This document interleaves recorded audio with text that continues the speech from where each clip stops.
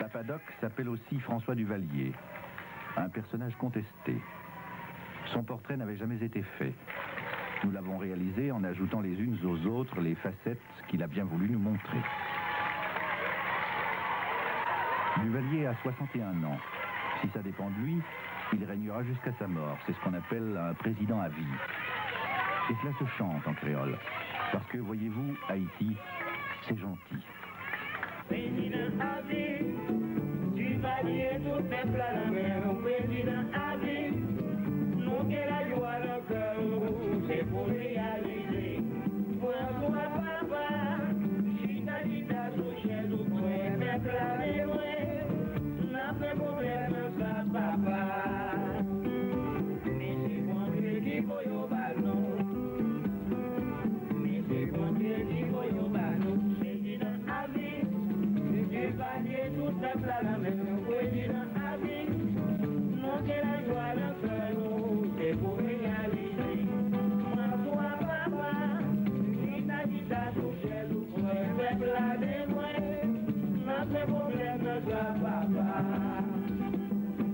À vie Duvalier, pour tout le temps. Président Duvalier, qui êtes-vous?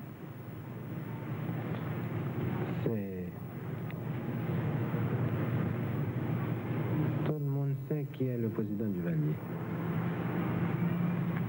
Et les dimensions de l'homme ont été projetées au-delà des frontières nationales. Avant d'être président de la République, j'avais déjà marqué dans l'histoire de ce pays. Et l'homme intellectuel qui a consacré toute sa vie aux travaux de l'esprit et qui a écrit des œuvres pour l'éducation morale et spirituelle des générations contemporaines et celles à venir, croit avoir travaillé au bénéfice de la communauté haïtienne, bien avant de devenir président de la République. Combien d'heures par jour travaillez-vous? J'ai travaillé de 5 heures du matin jusqu'à 2 heures, 3 heures de l'autre matin. Alors, tous mes partisans et amis, n'est-ce pas, se sont inquiétés de cela et sont très, très fâchés contre leur président et leurs amis, parce que je travaille trop. C'est ainsi que je suis. Je suis médecin, habitué à parcourir, à faire 8 heures de cheval par jour, traversant les plus hautes montagnes du pays pour apporter les soins médicaux aux braves paysans. Et ce sont ces braves paysans qui m'ont tenu bon compte et m'ont élu président de la République, puisque je ne pouvais pas être président de la République. Je n'avais pas d'argent, je n'ai dépensé pas un seul centime. Ce sont mes amis qui m'ont apporté de l'argent pendant la grande campagne historique de 1956-1957, la plus mouvementée, la plus dure de toute notre histoire nationale. C'est grâce au concours de ces paysans qui avaient reçu les soins médicaux de leurs médecins, que j'ai pu accéder à la première magistrature de l'État le 22 septembre 1957. Il y a aujourd'hui 11 ans. Le président est marié. Il a 4 enfants. Mais il dort au palais, là, sur ce canapé, et parfois tout habillé. C'est un homme seul et secret. Depuis 11 ans que je dirige les affaires de la République, je mange seul à cette table, seul. Tous les jours? Tous les jours, sans la présence d'aucun membre de ma famille, pour pouvoir continuer à réfléchir et à penser sur les affaires de la République. Mais vous ne quittez pas souvent le palais, je pense.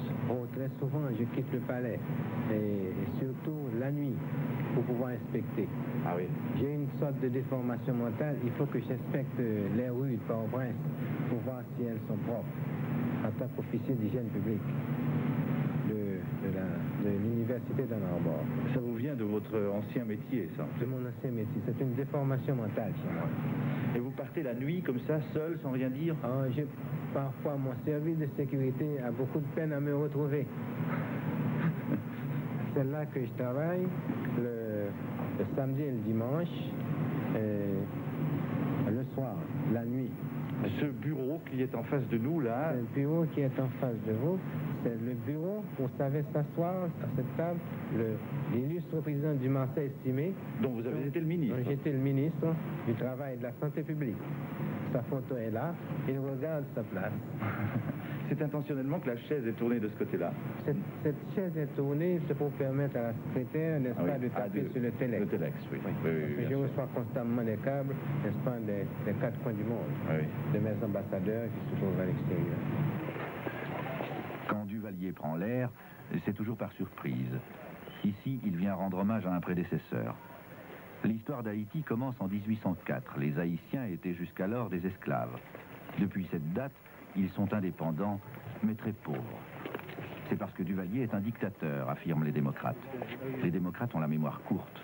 Des présidents à vie, il y en a eu 7 avant celui-ci. La scène est érigée par la mémoire de Jean-Jacques Dessalines, Ah oui. le grand fondateur de la patrie haïtienne. Et qui a été assassiné Il a ici, été assassiné ici, là, à cette place. Comment s'appelle ce lieu? Oui, c'est Pont-Rouge. Pont-Rouge. Le Pont Rouge. Pont-Rouge. Et par qui a-t-il été Il a assassiné? été assassiné par ses adversaires, n'est-ce pas? C'est une menace qui a souvent plané sur les présidents. Oui, c'est ça. Un président doit toujours prendre ses responsabilités. Oui, Il doit être un homme dans toute l'acception du terme. oui, certainement. Si vous avez peur, ne soyez pas chef d'État.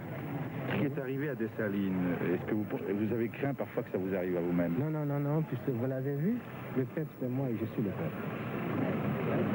Mais alors, un fou peut bien sortir et faire feu sur le président de la République. Effectivement. Oui, parce que c'est le job. C'est le job des fous. C'est le job des fous.